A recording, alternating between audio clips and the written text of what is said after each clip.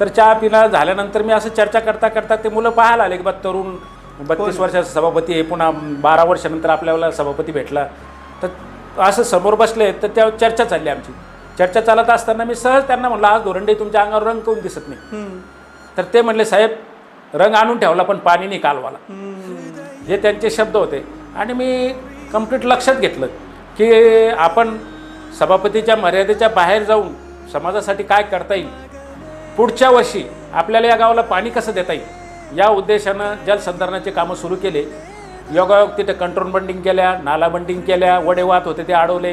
हे सगळं केल्यानंतर ज्यावेळेस दुसऱ्या वर्षी मी त्या गावाला गेलो तर त्या लोकांनी, माझा करजगाव गाव येते, काशीनाथ पाटील बोरशे म्हणून, तेव्हापासून माझ्या वडिलांसारखे माझे कार्यकर्ते बनले.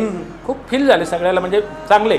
मग त्यांनी माझा सत्कारच केला की तुम्ही जलसंधारणाच्या माध्यमातून आज आमच्या शेतामध्ये गहू दिसू लागले.